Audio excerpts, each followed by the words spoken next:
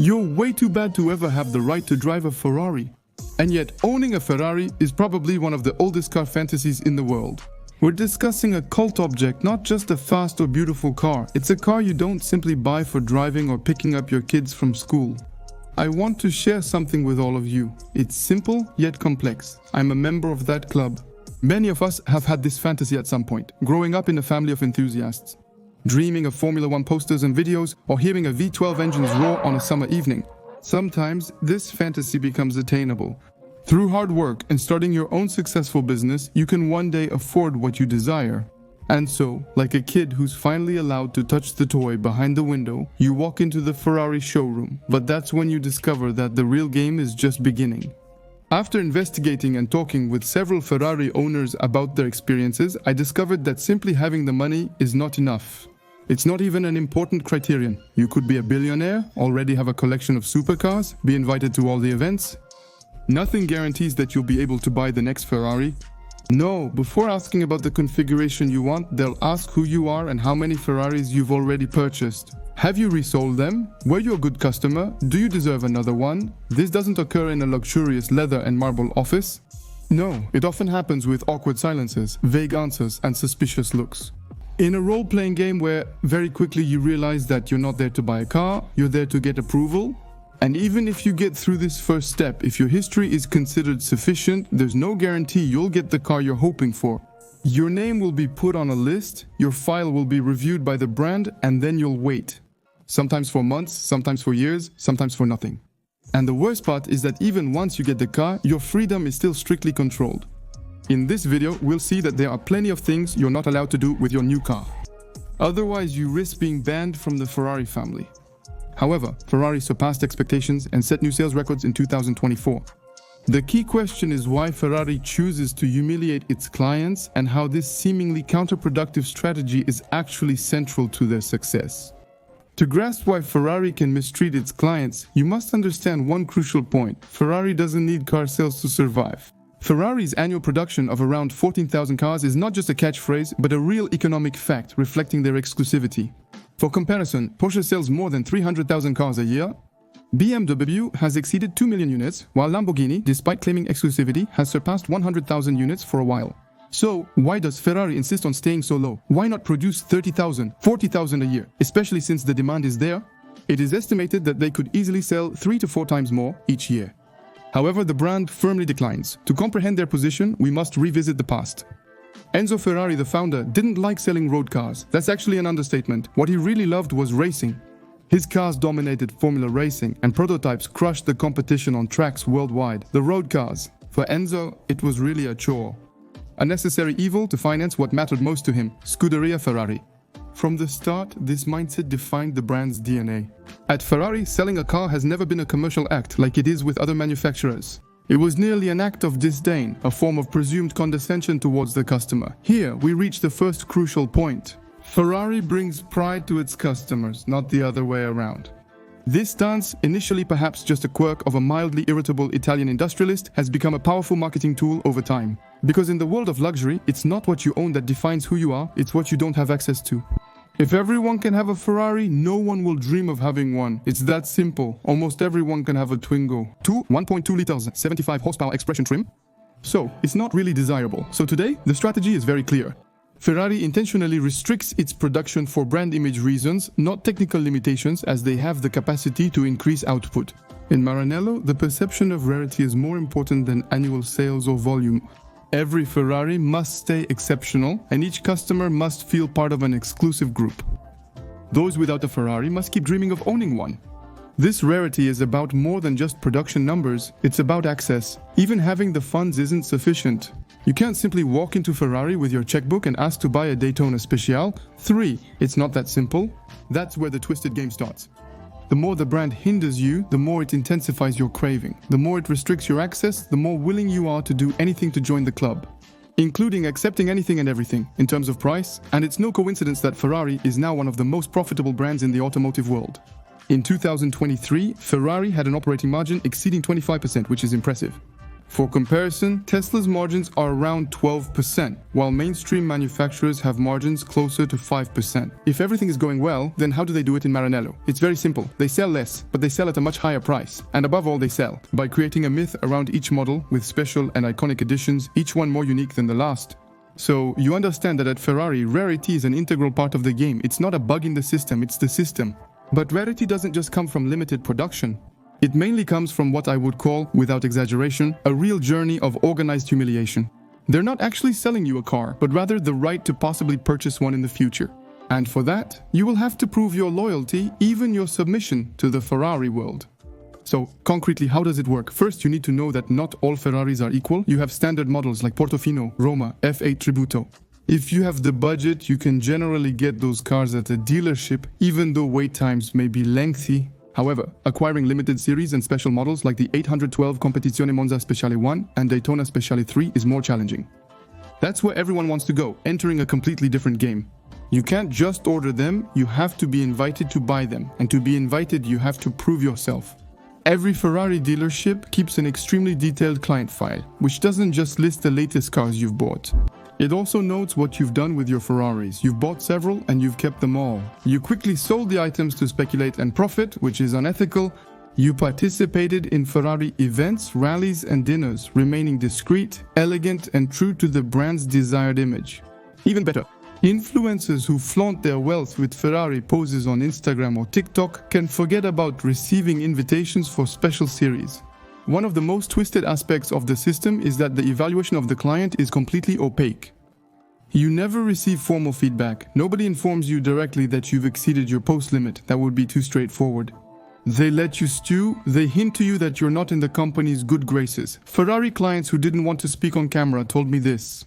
And on forums like Ferrari Chat or Reddit, you can find dozens of stories saying exactly that. A client said he purchased 4 new Ferraris over an 8-year period. He requested funds for an 812 competition. They politely yet firmly informed him that he wasn't a priority.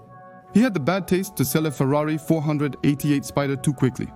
In another cruel case, a German client who owns over 10 Ferraris, including several historic models, is denied a Monza Speciale 1 because he didn't participate sufficiently in Ferrari events and rallies, failing to be present enough in the brand's activities. The worst part is that these refusals and humiliations are never expressed directly. They let you hope. They put you on the list, maybe they call you to tell you that your profile is being evaluated. Suddenly, everything stopped. Moreover, there's a hierarchy among the clients. The dealerships themselves are under enormous pressure. They receive a limited number of units for each special model, and they have to choose who they're going to allocate them to. The issue is that they don't want to lose their largest clients who spend millions of euros over many years. So, naturally, when an average client comes to ask for their special model, they're met with a smile, but it's clear they'll never get the allocation. And in this game, frustration is maintained in a perfectly orchestrated way. They convince you that you're doing well, encouraging you to purchase a couple more base cars and participate in additional events. They give you the illusion that by proving your loyalty just a bit more, you'll eventually get the Holy Grail, but most of the time, that's when it happens. And the most fascinating thing is that this process works perfectly. The greater the obstacles and subtle humiliation, the more the client desires to prove their worthiness of acceptance. From a marketing perspective, the logic of voluntary submission is absolutely fascinating. And even when very loyal clients end up being rejected, many of them still keep buying Ferraris because they want to stay in the game and they still hope to be reconsidered in the future. It's a formidable system, but let's say you manage to get through all these steps. Even if you're a perfect client, discreet, loyal, and aligned with the brand's values, you're never done being surprised. Because once your Ferrari is finally delivered, you'll discover that you're not entirely the owner. Imagine you've followed all the steps, played by the rules, bought basic Ferraris, attended the rally, shook the right hands, and refrained from posting any photos at all. And you finally get the call everyone is waiting for. Your allocation is approved. You're in the club. Your Ferrari Monza, your Daytona, or your 812 is finally going to arrive. You're about to make the dream of every enthusiast come true. But even once your car is delivered, you're not really the master of it. Because Ferrari, behind the scenes, exercises extremely strict post-purchase control over its clients. And this control is enforced through several levers. The first is control over resale. You might think, I paid for my Ferrari, I can do whatever I want with it. Well, no.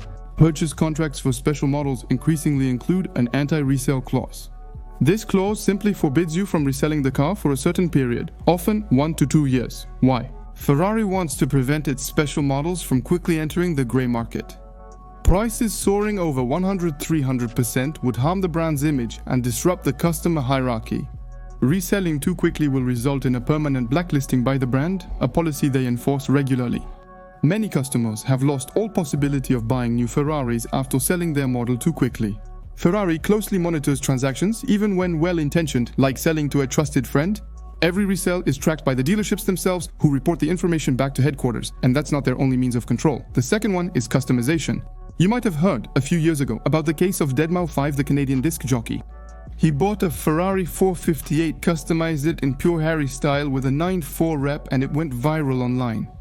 As a result, Ferrari sent him a lawyer's letter ordering him to immediately remove the stickers and restore the brand's image. The disc jockey sold the car and was blacklisted. This type of case is not uncommon. Ferrari is ramping up inspections of client customizations. The official configurator offers a wide variety of options. You can even get a custom-made car through the tailor-made department. Brand-supervised customizations are safe. Modifying your car yourself is a huge risk. Ferrari views its cars as brand ambassadors post-delivery and openly criticizes customers who contradict this image. The final lever is control over communication. In recent years, several automotive influencers, like the popular American YouTuber Stradman, have faced issues with Ferrari. He stated that flaunting his Ferrari could risk his chances of getting future allocations, as he was advised not to show it off in a flashy manner. British YouTuber Shmee has often explained that he is very cautious about what he says and shows regarding his Ferraris to avoid upsetting the brand. In short, even after buying the car, you're still being watched. You aren't free to turn it into a showpiece. You have to respect a certain unspoken code of conduct or risk having the doors to the club closed to you. And that's where the system reaches its peak. Ferrari fosters a powerful sense of belonging, leading clients to unconsciously adhere to unspoken rules.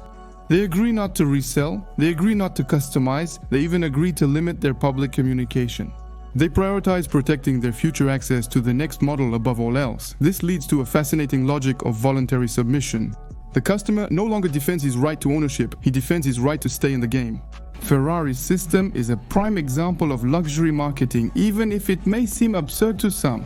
Why do customers who, for the most part, are very rich, very powerful people, used to being treated well, accept to submit to such a system? To face humiliation from a brand that's merely selling them a vehicle?